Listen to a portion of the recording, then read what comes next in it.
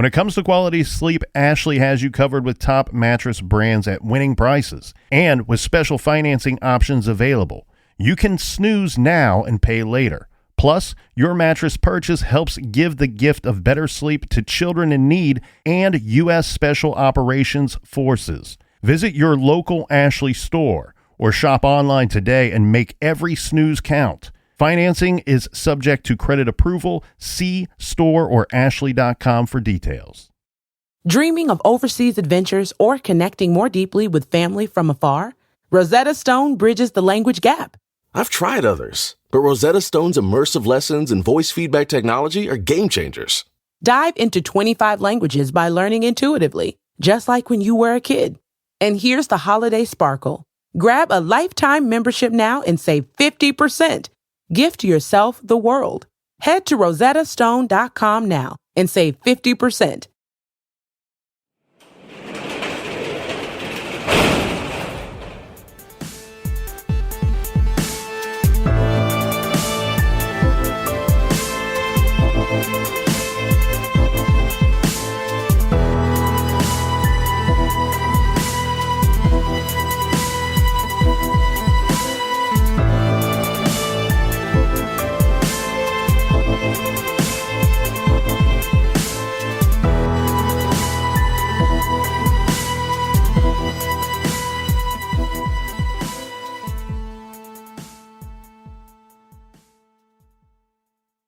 Welcome to True Crime Garage. Wherever you are, whatever you are doing, thanks for listening. I'm your host, Nick, and with me, as always, is a man that, just like George Costanza, his only conceivable reason for getting up each morning is that he likes to get the paper. He is the captain. Thank you. It's good to be seen, and it's good to see you. Happy St. George's Day.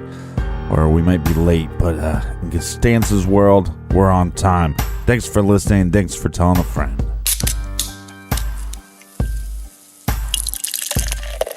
Today we are drinking James Boag's Premium Lager, garage grade 3 out of 5 bottle caps.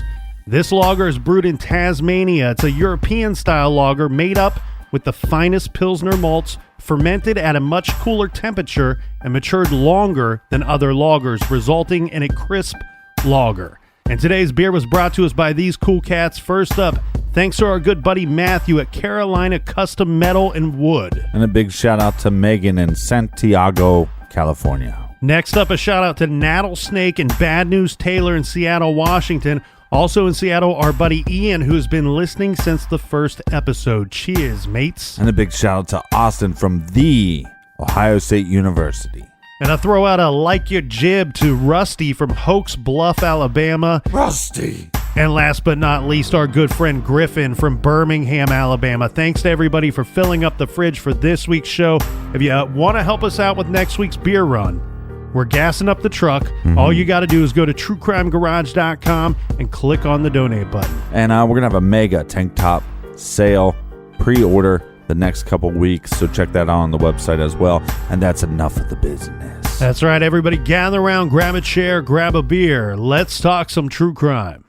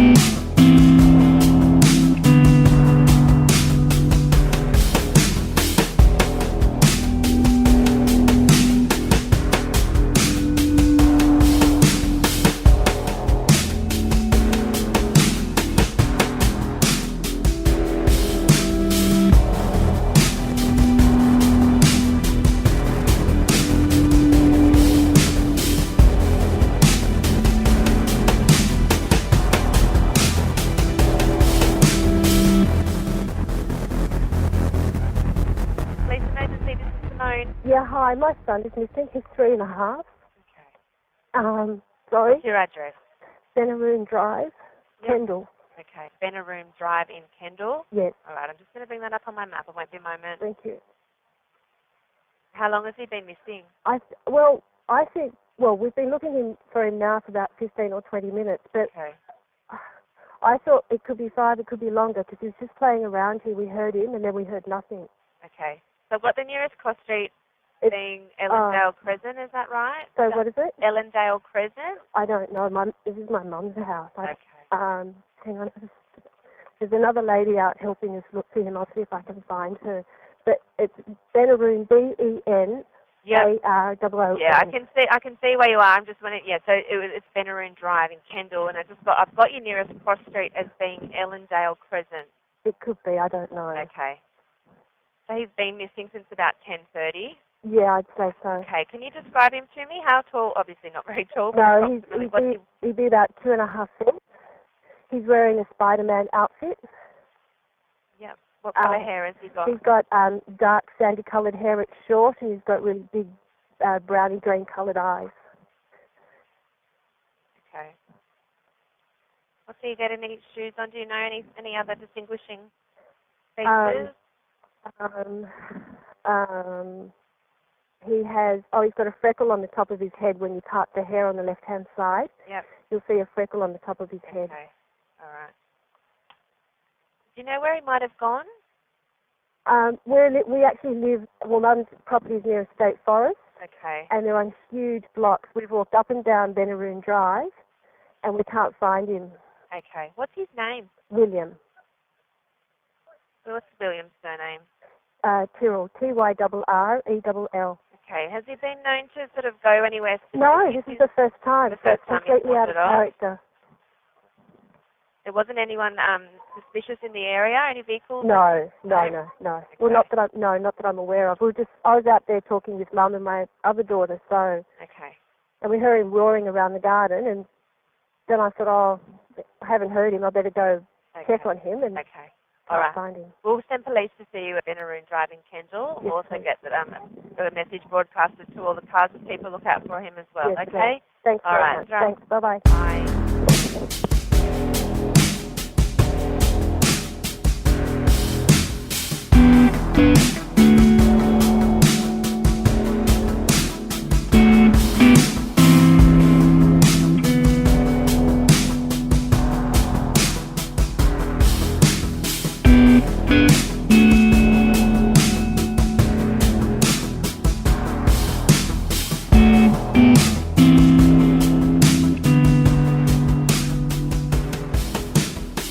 Today's case takes us and the flying garage ship to a foreign land and unfamiliar territory, and we will do our very best to try to fit in while we are here. This is a horrific story of a little boy who was reported missing, and a very, very odd story at that.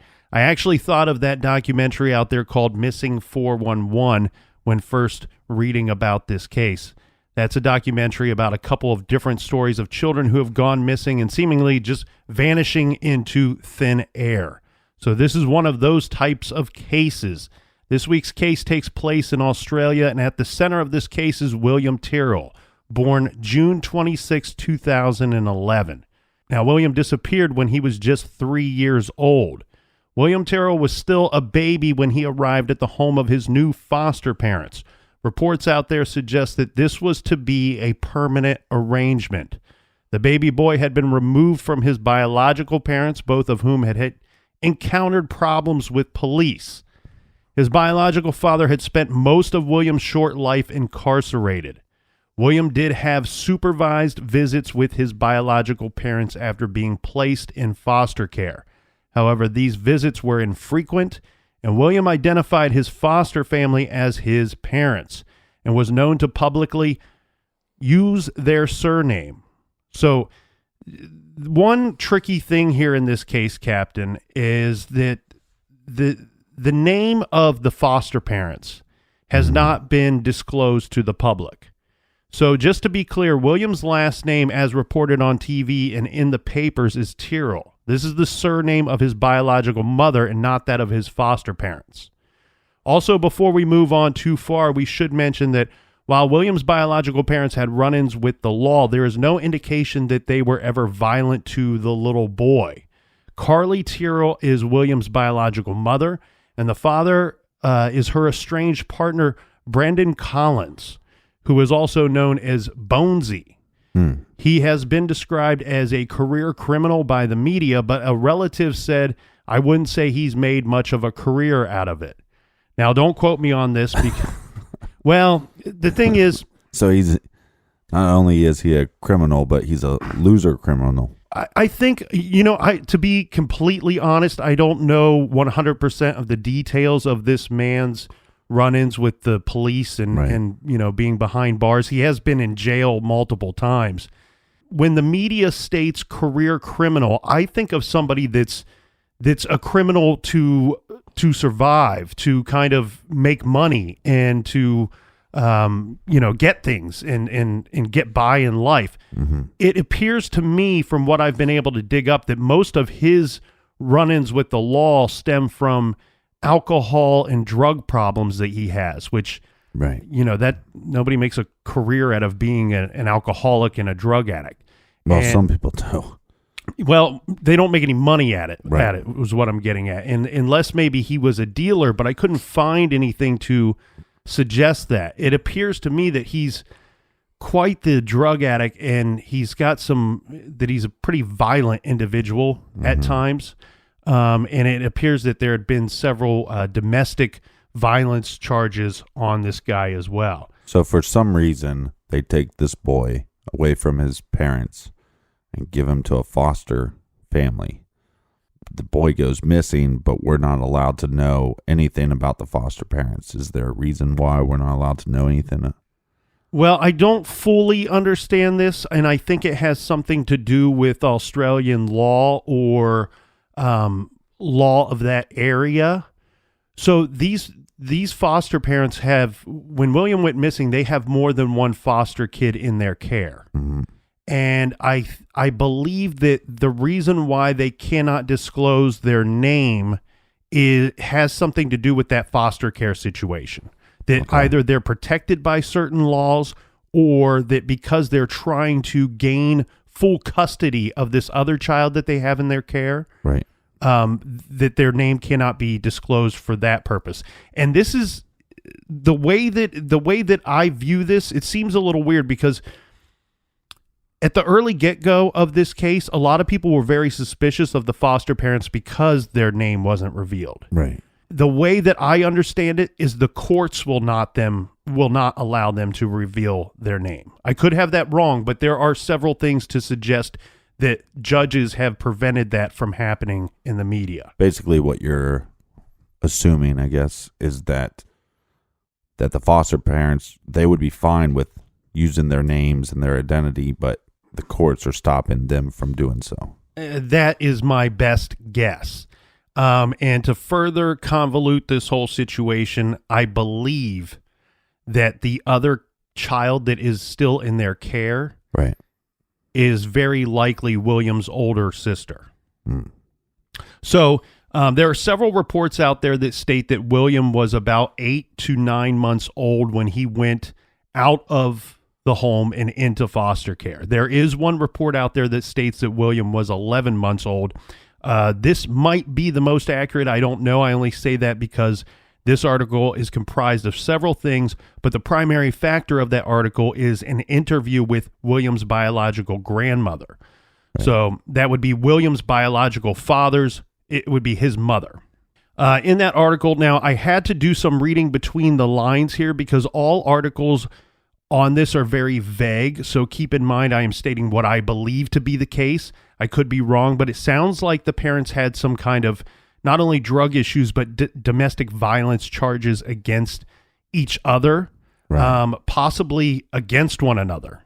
And maybe they had been forbidden to be in each other's company. All right, so they get hopped up on drugs and they like to hit each other. There's some kind of squabble or fight that has occurred on more than one occasion. Now, the other thing, though, the reason why I think that there's a bit of a gap between the time that William goes into foster care is that we have the grandmother, the biological grandmother, that states that they were told they were going to lose William.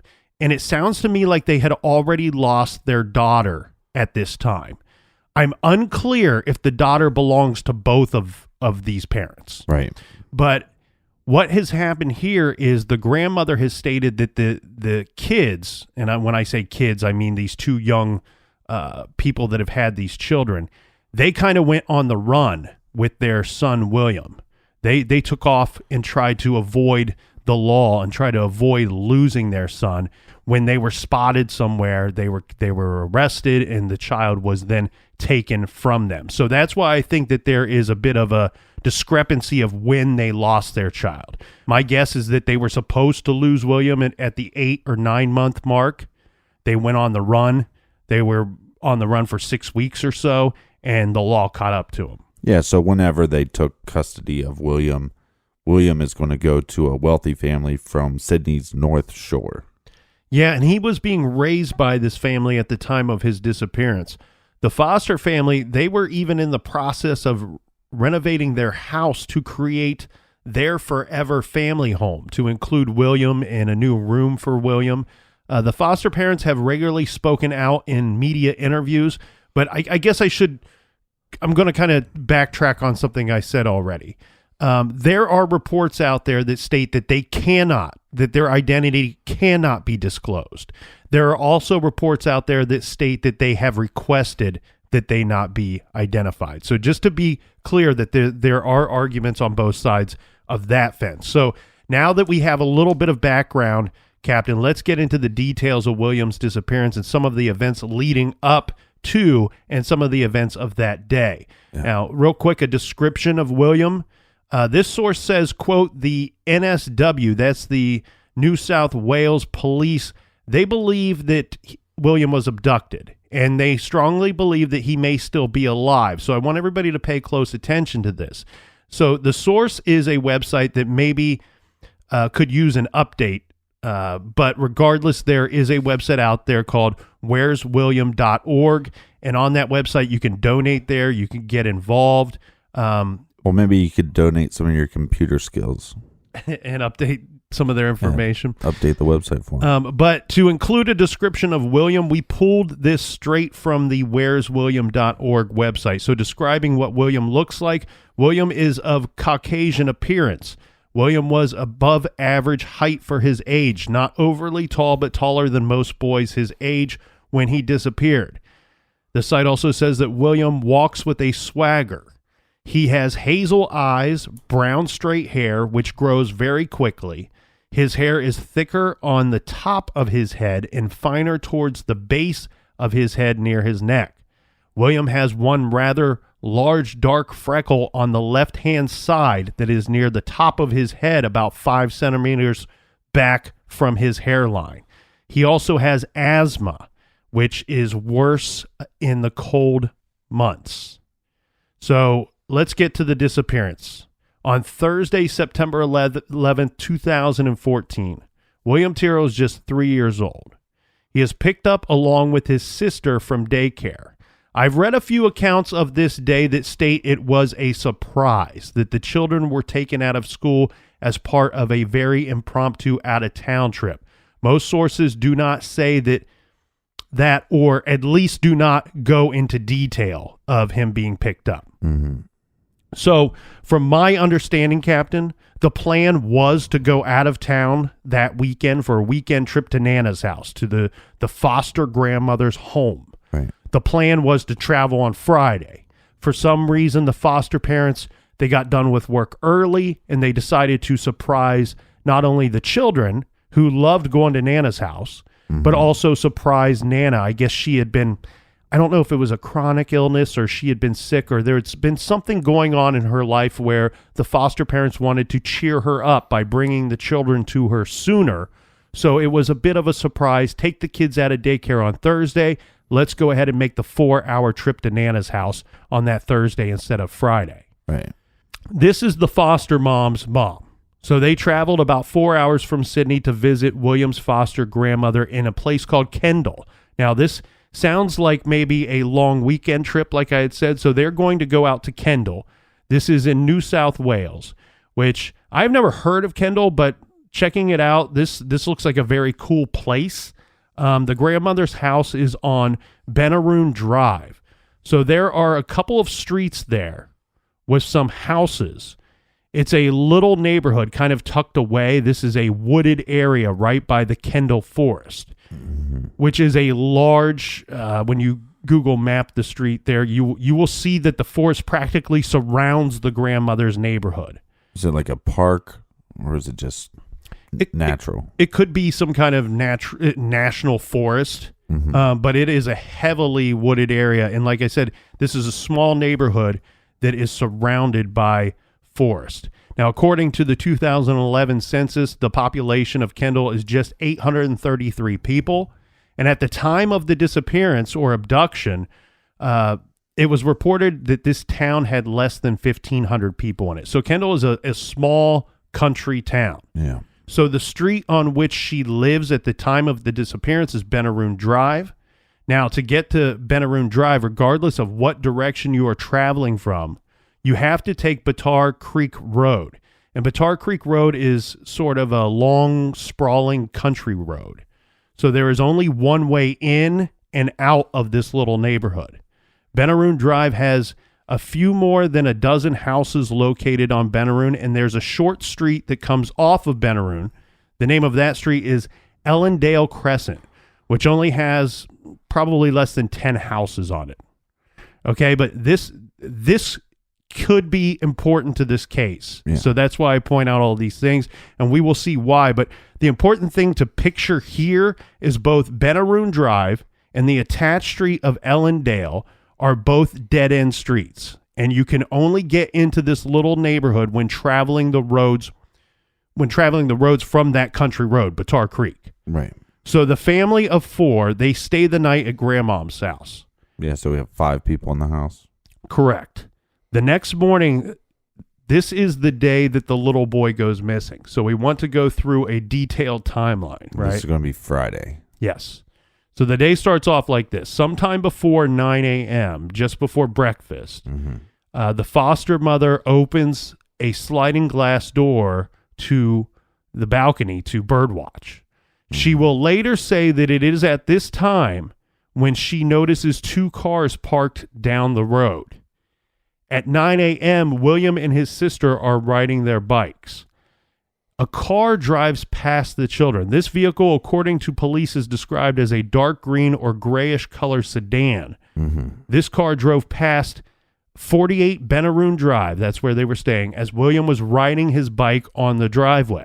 The car drove into the quiet cul-de-sac, did a U-turn in a neighbor's driveway, and then drove out of the street. Around this same time, there is a woman named Mrs. Wilson. She tells police that she heard 2 children playing in a neighboring yard before she left to run errands in the township. She is leaving to go shopping. She hears 2 kids playing next door. She does not see any kids or any parked cars. At 9:15 a.m., the foster father takes off to make what is reported as either a phone call or a Skype conference call. And he has to do this due to poor internet. Remember, we said this is kind of a country area. He's going to have to drive into town to make this phone call or this Skype call. The town that he says he went to is about 11 minutes away by car. Later, police confirmed that he was where he said he was. Right. At 9:45 a.m., the foster mother takes a photo of William sitting on the deck. The time and date are confirmed later by police. Now, this says become a famous photo. He's wearing a Spider-Man outfit.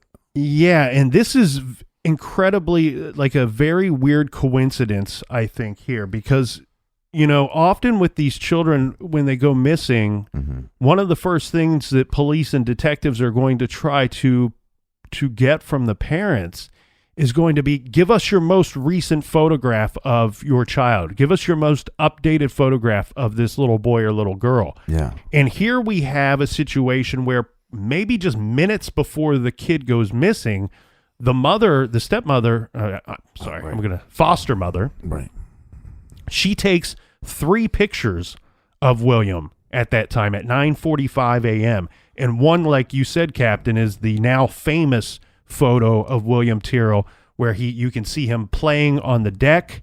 He's wearing a Spider-Man outfit, shirt and pants. Yeah, it's probably like Spider-Man PJs. Yeah, and you can. It's just very strange. It's a very weird coincidence. I don't think it's that strange now. I mean, I think you're going to see that more and more. I mean, there's always people that go missing, and now with technology, you're going to have we've seen it with other cases where somebody Snapchatted themselves, or somebody else Snapchatted somebody, or posted something on Instagram or Facebook, and then they go missing, just a little bit later. I think you're spot on, because I got to believe because of phones and technology, we are all taking more pictures now more than ever. So William and his sister are playing outside. They are running around, hiding and laughing. They are just little kids, so probably screaming and yelling as they are having fun. They are playing games from about 10 a.m. to about 10:25 a.m. So the home has a large deck on the back of the house. It's like a balcony deck. Now, it sounds like maybe the last game or activity that the kids were playing would be kind of like hide and seek. Little William was running around to the back of the house and hiding under the deck area from his sister. At approximately 10:15 a.m., this is the last time that the foster mother says that she physically saw William. Okay. One of the investigators' words are, quote, "Our starting point is approximately a 5-minute window when young William walked around the side of the house into the backyard and disappeared from sight while his mother and grandmother went inside for a cup of tea." Now, moving on, at 10:30 a.m., the foster mother notices that she does not see William, nor does she hear him anymore. Remember, we said that they were screaming, yelling, roaring, laughing. Yeah. I think she made claims that he constantly was doing this like roar like he was a lion or a tiger. This is when she decides to go looking for him. Now, the grandmother at this time does not know where William is either. Then the neighbor, this is Anne Marie Sharpley, she spots the mother and the grandmother searching for the boy, so she decides to join the search. At around 10:36-ish, let's say, another neighbor reported that his wife had left the house around this time, and he stated that his wife didn't see anything unusual at this time. At 10:50 a.m., the foster dad arrives home, and in all honesty, this is a bit of a guess here, but I'll show you how I got to this 10:50 mark. So nothing complicated here, but there are two things that point that this is a pretty accurate time. One, the foster mom says that the boy was missing for about 15 to 20 minutes before her husband had returned to the home. Mm-hmm. And two, the husband says that he had returned approximately 5 minutes before they called emergency services. And we know that that call came in at 10:56 a.m. So at 10:56 a.m., the foster mother phones 000 emergency services with the neighbor Anne Marie Shipley. When the foster mother is asked how long had he been missing, she answers, "We have been looking for him for about 15 to 20 minutes.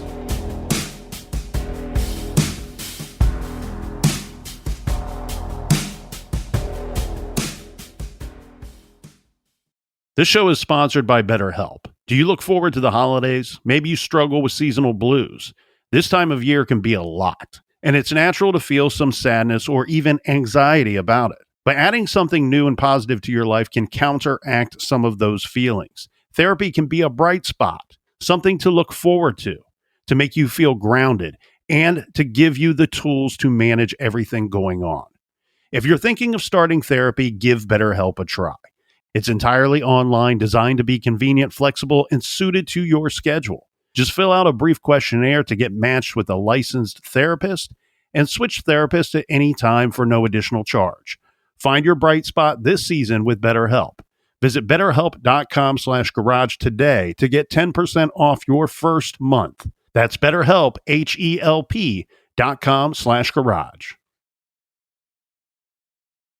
Rosetta Stone is the language learning program with a lasting impact. I've been using their app to learn French, and it's not just about memorizing words, but actually having real conversations. And it's not just French. They offer 25 languages. Right now, Rosetta Stone has an awesome holiday deal, 50% off their lifetime membership.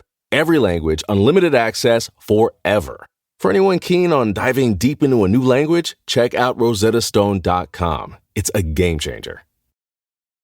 Angie's List is now Angie, and we've heard a lot of theories about why. I thought it was an eco move. Fewer words, less paper. No, it was so you could say it faster. No, it's to be more iconic. Must be a tech thing. But those aren't quite right. It's because now you can compare upfront prices, book a service instantly, and even get your project handled from start to finish. Sounds easy. It is, and it makes us so much more than just a list. Get started at Angie.com. That's ANGI, or download the app today.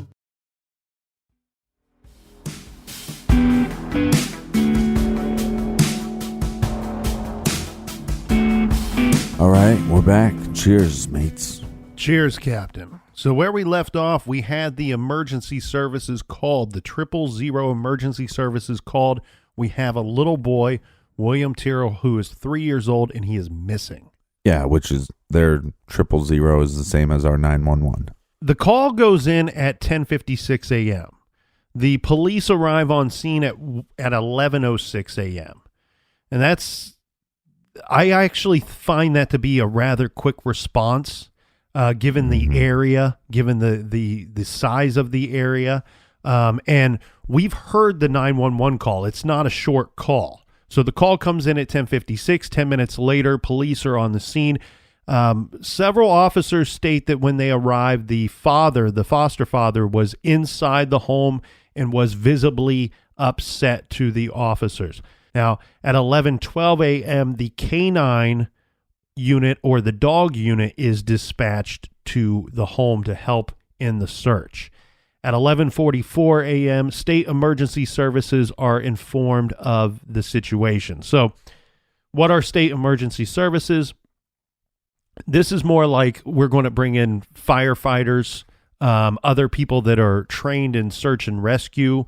We're going to start bringing in a large group of people to look for this little boy. At 12:52 p.m., the police helicopter takes to the sky, and I'm guessing that this helicopter was not part of Kendall's, I don't know that Kendall would have a helicopter. Maybe they did. Maybe they borrowed it from a neighboring jurisdiction. Right. At 1 p.m., just a little more than 2.5 hours after 3-year-old William Tyrrell was last seen by his foster mother, 100 people had joined in and were desperately searching for the little boy. So as far as the early investigation and the search for the little boy goes, hundreds of police, members of the state emergency services, rural fire service, and members of the community searched day and night for William. Specialist police, including the sex crime squad, they formed a task force. It was practically immediately formed. As the day went on, they formed this task force. Motorcycles and helicopters were brought in to join in the search. 200 volunteers searched overnight. Hundreds of people combed rugged terrain around the home, and police divers searched waterways and dams. The police searched every house in the area that surrounds Benaroon Drive several times. The police detection dogs were brought in, and they managed to detect William's scent, but only within the boundaries of the backyard. So let's go into that in a little more detail, shall we? So let's start with the houses being searched. Yeah. So police searched each of the 21 houses that surrounds Benaroon Drive, the street where William's grandmother lives. They searched the houses not once, not twice, but 3 and 4 times. Thrice. Yes, each time using different personnel to make sure that a fresh set of eyes looked at every possible angle, every possible clue. It seems like all the neighbors were willing to help, and hey, you want to search my house? Come on in. Yeah. There was no kickback. Multiple searches, roof spaces, subfloor spaces, wall cavities, cupboards, sheds, all were searched and searched again with methodical determination just in case someone was keeping the little boy hidden. Even the grandmother's house was searched top to bottom, but there was nothing. So if William was abducted, he was not being held in the neighborhood from which he was taken. Mm-hmm. So they didn't find a scrap of clothing. They didn't find a footprint in the dirt. They didn't find tire marks. Now, on to the police dogs. As we said, they were brought in and they managed to find William's scent, but only within the boundaries of the backyard. Okay. Well, this is not good, right? And I'll tell you why. We talked about this when we covered Mara Murray with the dogs tracking the scent. Scent dogs. Yeah. So it appears that William's foster grandmother's home is kind of on a corner. This making portions of both the front and back of the house visible from the streets. Mm-hmm. Now, the yard has quite a few trees. The whole neighborhood is well manicured lawns and landscapes. But it's very possible that someone could have pulled up right to the yard, call the boy over, and either snatch him up there or trick him into their vehicle. The troubling thing here is this would leave the evidence that they found at the scene, where they're able to track the boy on his grandmother's property, but nowhere else. So do they have like a scent that, because he was playing on the porch or the deck, whatever you want to call it? It sounds to me like he was playing up close to the home. Right. Because if you look at the way that the layout of it, there appears to be like a deck or a sitting area that is kind of, the best way to describe it is on the side of the home that does not face the street. So the front of the house, the other side of the house, and the back of the house are all pretty visible from these two streets, which is all Benaroon Drive, but it kind of like dead ends and then veers off to the right into another dead end. Yeah, and he's running around this backyard, so you're going to have some scent of him there, but do we have like a path from that deck or from the house to a road? Inconclusive. Okay. All reports state that they were able to track his scent, but only found the scent within the boundaries of the grandmother's property. Right, so we don't know where it stopped or... Right. And that's what I mean. I'm curious, could somebody have pulled up right to the property line and coaxed the little boy into their vehicle, or just jumped out and grabbed him real quick? Right. Yeah, and if you pick him up in the air, that you would assume that the scent they would lose the scent. Yeah, and from our experience, Captain, you know this, unfortunately, most of the time when we see a situation like that, if that is in fact the case, we don't know that because they've not been very detailed in their report of this. But if in fact that we have a trail and then all of a sudden there is no more scent anymore, we've found that most of the time that means that they were picked up or they got into a vehicle. Yeah. So 1 minute we have William running in the yard based off the scent dogs, and then 1 minute he's gone. And another curious thing here is that he's supposedly playing with his older sister. Yeah. But so is she just on the opposite side of the house? Because I couldn't find a statement from her anywhere. Yeah, this is very troubling to me. Now, when we say older sister, we don't have a whole lot of detail of how old she is, but when I hear that they're taken out of daycare to go on this trip, like 32. I'm assuming she's probably, like 5, maybe 4 or 5. Right. So slightly older than William. But yeah, like you said, we don't have any witness statement from her saying, hey, I saw this happen. Or this weird person entered the yard. Mm-hmm. Now, I do want to point out here, this area, this Kendall area, having never been there, I'm going to make some guesses, some inferences here. It does not look like a cheap place to live. Okay, these are very nice homes. This neighborhood, from the houses that I could see, all appear to be very nice homes, well maintained, and the lots are very big. The yards are very big. Now, there are, like I said, in the grandmother's yard, as well as other yards surrounding it, there are a lot of trees and landscaping and things like that going on. So could he have been grabbed and there was an obstacle between his sister and him of pine trees or something of that nature where she couldn't see what was going on? Or maybe whatever game they were playing just kind of fizzled out and she was doing her own thing and not really paying attention to her little brother. The other thing, though, too, Captain, at no point do either the mother, the grandmother, or any of the neighbors say that they heard a vehicle speeding off or tires squealing in a rush to get out of the area, grabbing the kid and then, boom, hitting the road. How did that go again? That was not a very good. I have some bit of a head cold here. Yeah, so you're bad at sound effects now. But why?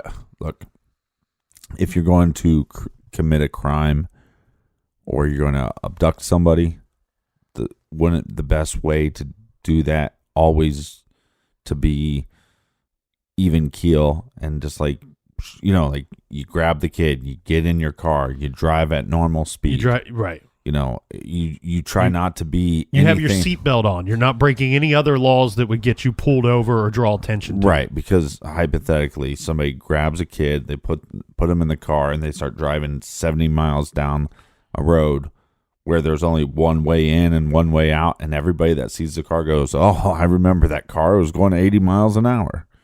So but I am curious, why do we not have a statement from her? Even if the statement is, and I'm not saying that has to come from her, but what are the foster parents saying that, hey, did she go inside for a minute? Was William out playing by himself for 5-10 minutes? Right. Well, the very troubling thing about this, when you look at this spot on the map, you could take a kid from this spot and you could be on that country road that we talked about in 2 minutes. And this would be without speeding away from the scene of the abduction. Right. And I'm guessing once you hit that country road, you could be gone and out of the area fairly quickly, even with police arriving on the scene within 10 minutes of the emergency call going out. Mm-hmm. And you're right, Captain. The general story that has always been told to us by the foster parents is that the two little kids were outside playing in the yard. It was a nice day. Mm-hmm. And the mother and grandmother went inside to get a cup of tea, that they estimate that they were only gone 10, maybe 15 minutes. But remember, we said that the mother had opened up the balcony door. I'm also assuming that might mean that other windows are probably open to the home at this time, right? Because she does state that she could hear the children outside playing while her and her mother were inside the home. So, yeah, and anybody that's watched kids before knows. I mean, normally if you can hear them, everything's fine. Yeah. It's when, it's once you stop hearing them that normally something bad happened. Yeah. Yeah, and so those are the only accounts that we have to go off of. The crazy thing, though, this happens on a Friday morning, so you would think that there might not be a lot of potential eyewitnesses. However, I don't think that's the case here. From my understanding, that this Kendall area, there's a lot of retired people. And it also sounds like there were quite a bit of people home in this neighborhood during that time. There were even other kids that were outside reporting to have been playing at the time of this disappearance. Mm-hmm. And remember, they're not even supposed to be there on that Friday. Right. They probably would have still been traveling to Kendall at that time. Mm-hmm. Okay, so back to the early investigation. We mentioned a strike force was formed very quickly. This is called Strike Force Roseanne, was established with specially trained investigators from the State Crime Command who were experienced in the unexplained disappearance of young children. Mm-hmm. They supported the police, other emergency services workers, and members of the public involved in the search. Now, after 5 days, police said that they were unable to come up with any leads in the disappearance of the little boy. One very important thing to note here, though, we talked about the foster grandmother's house being searched. Yeah. I would guess that at this time that the authorities were going to be taking a very good look at the foster parents as well. But I want to point out here that at 4:30 p.m. on the day that William vanished, according to William's biological grandmother, William's biological parents were arrested on that day as well. They were arrested for what? Just drugs? I have no statement other than the grandmother stating that at 4:30 p.m. on the day that William went missing, the biological parents were arrested. Maybe they were just Were they arrested or were they just brought in for questioning? Well, I tell you what. Let's continue on our investigation timeline because I think that might hijack the conversation a little bit. Uh-huh. So, did they bring in cadaver dogs at all to the search area?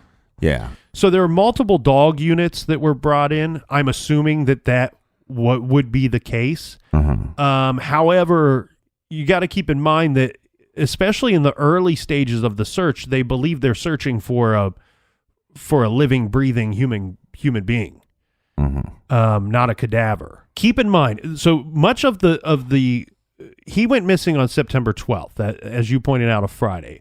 So much of the next few days were spent searching the forest. And these searches were being conducted by hundreds of searchers, including the aid of dogs, motorcycles, helicopters, and so on. The search areas included waterways and dams, as we had mentioned. Also during this time, the sex crime squad was interviewing people and speaking with locals. The search expanded to 3 kilometers around the spot from where he had disappeared from. So a very expansive search. And most of it is very rugged terrain if you check out the map there. Police on the 5th day said that these searches of the forest and the waterways have provided zero leads or clues as to the whereabouts of William. And we don't have any scent trail of him going from the backyard into the forest anyways. Yeah, right. They did say that if by some chance the boy was in the bushland, he might still be alive at this time. Now, this is 5 days after he's gone missing.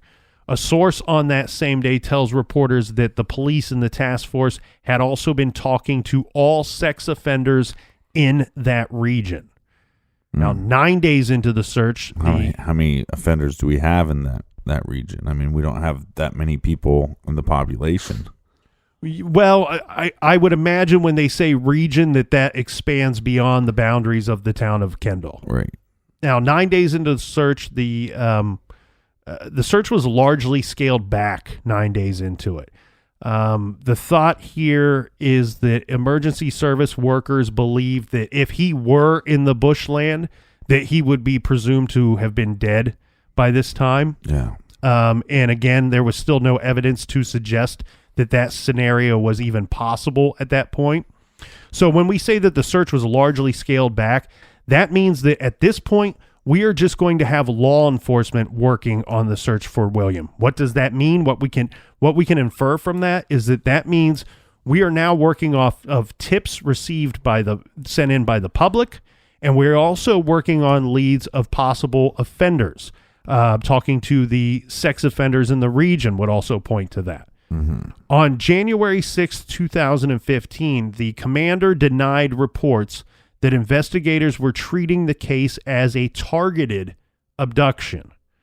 Now, that same month, on the 20th, January 20th, forensic teams searched the home of a tradesman. This is William Spedding. He goes by Bill Spedding, so we'll call him that.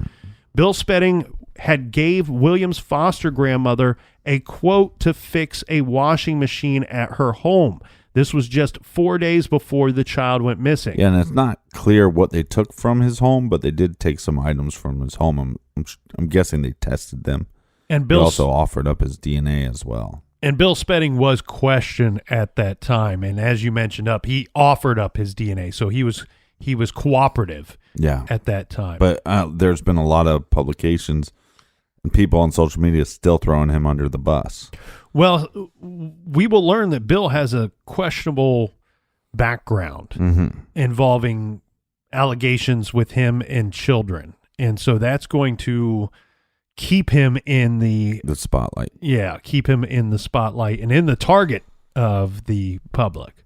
Now, on March 2nd, 2015, police and homicide squad units began a new search. This was for the body of William in the dense bushland of Bonnie Hills off of the Pacific Highway after receiving a tip from a member of the public.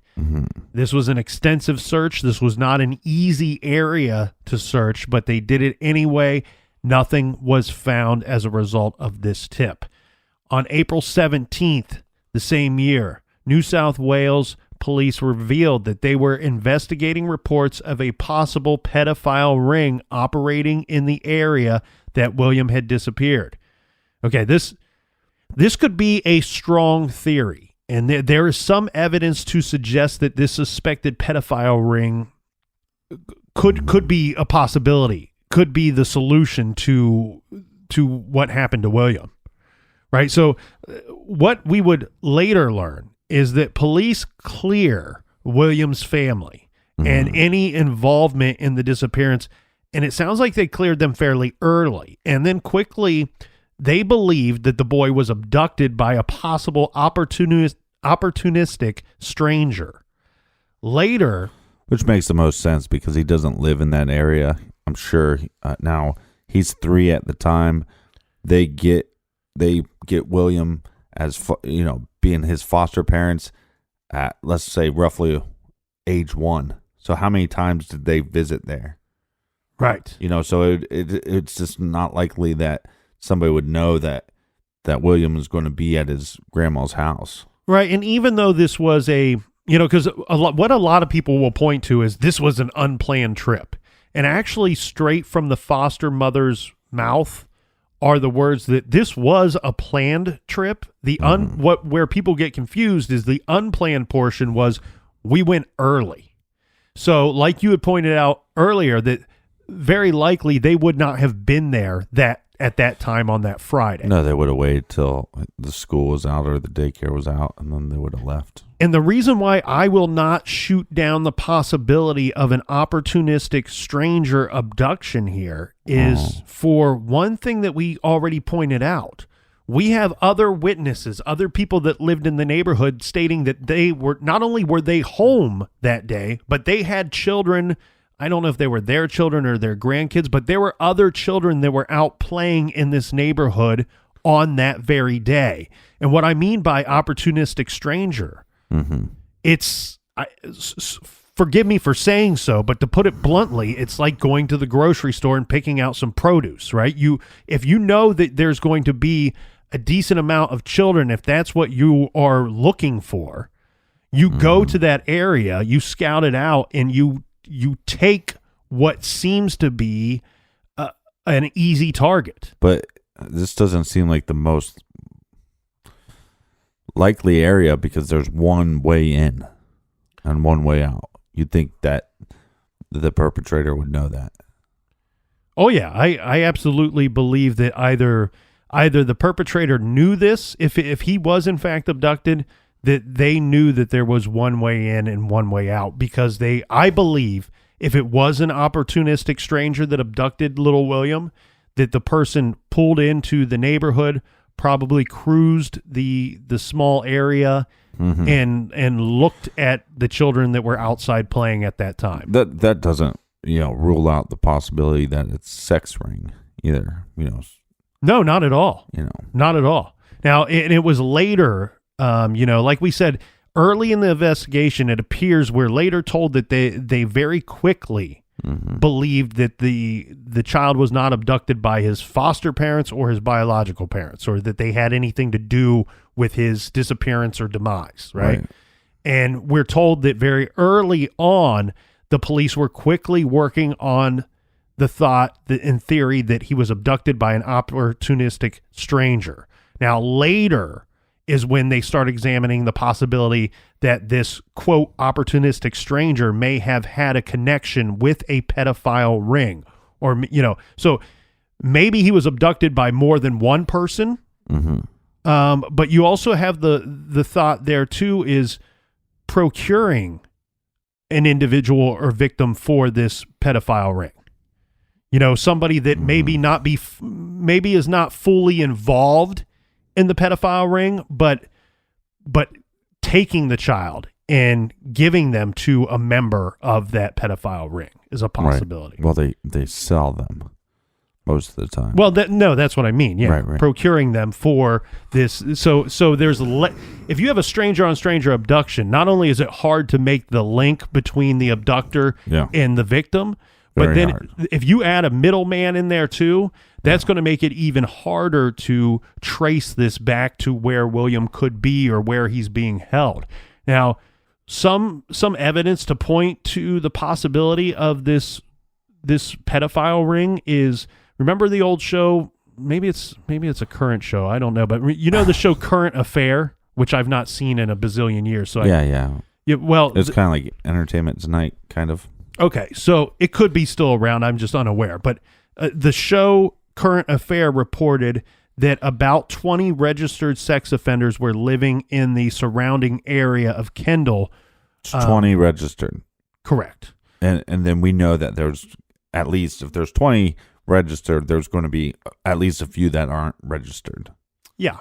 Yeah, these are typically crimes that go heavily unreported, or when they are reported, there's little evidence to convict somebody of these, because it a lot of times it turns into a he said, she said situation where you only have the victim's word to go off of. And I know that in situations here, I'm not familiar with Australian law, but in situations here, that doesn't usually work well to get a conviction.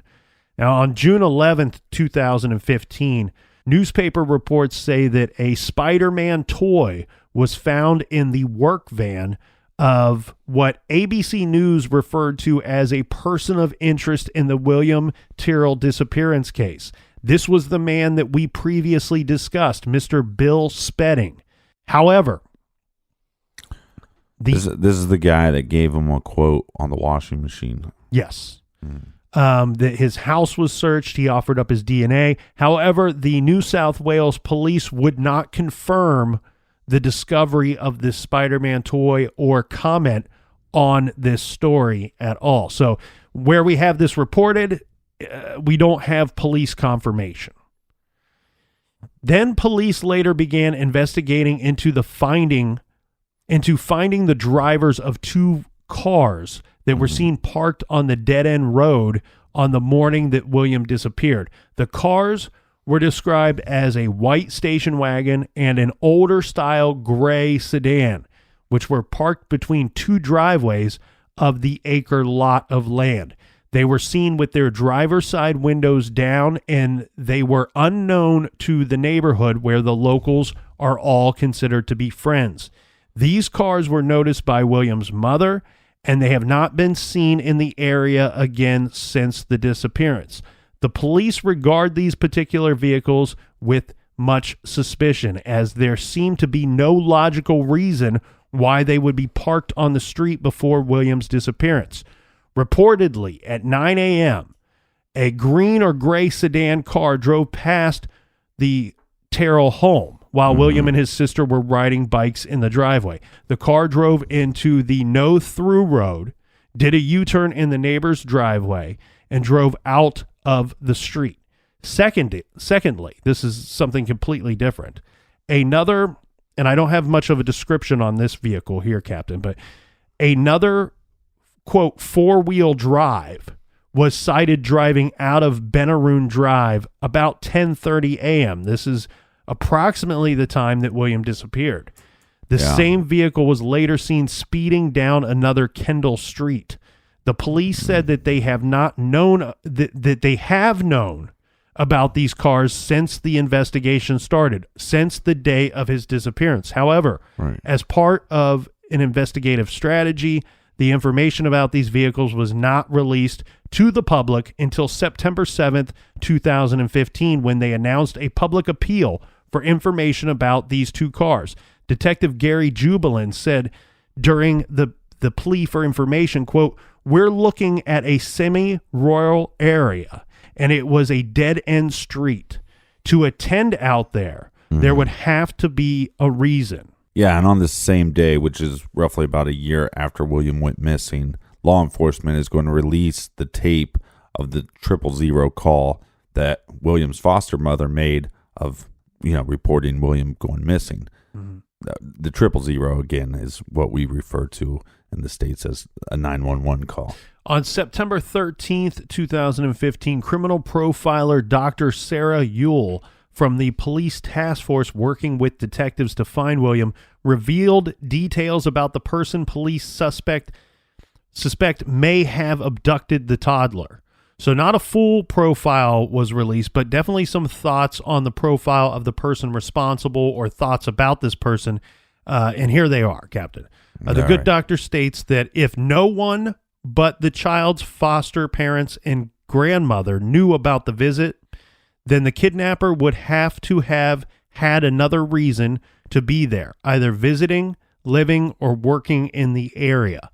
There was only a narrow window of opportunity to take the child from outside the property.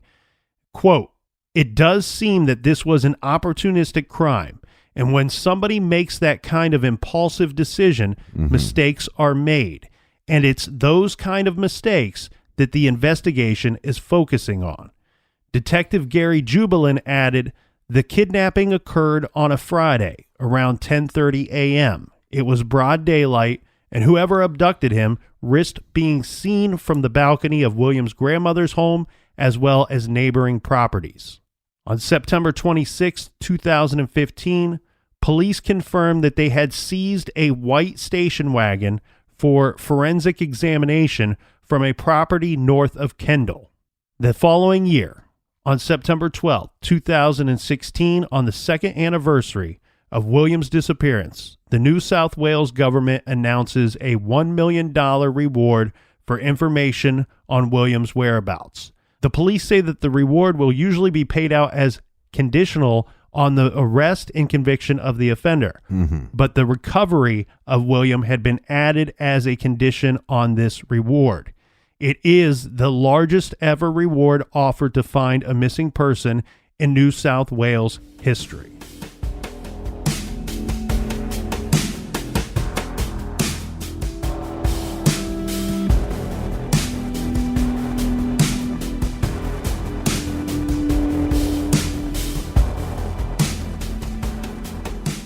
And started in May, all of our old episodes will be available exclusively on Stitcher. So basically from episode 1 to now will be available on the Stitcher app. So if you don't listen on the Stitcher app, might want to download that. And also our show Off the Record on Stitcher Premium, which is basically the Netflix for podcasts, starts May 1st as well. Thanks, everybody, for joining us in the garage today. If you want to help and support the show, subscribe to the show, tell your friends about True Crime Garage, go to iTunes and leave a 5-star review. For everything else True Crime, go to truecrimegarage.com. We will see you all back here in the garage tomorrow night. Until then, be good, be kind, and don't litter.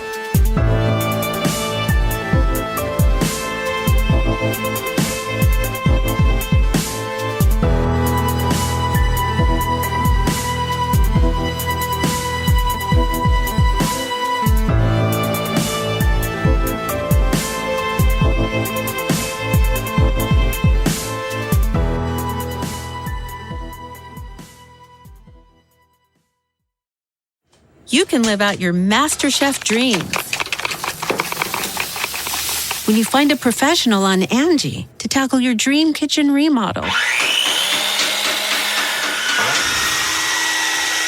Connect with skilled professionals to get all your home projects done well. Inside to outside, repairs to renovations. Get started on the Angie app or visit Angie.com today. You can do this when you Angie that.